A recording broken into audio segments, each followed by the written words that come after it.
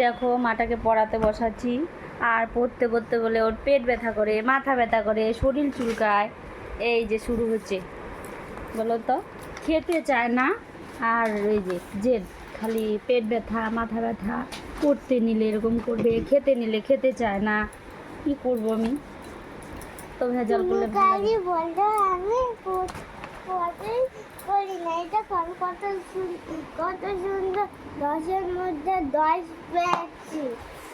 এই দেখো 9-এর এই দেখো 9-এর মধ্যে 9 পেয়েছি।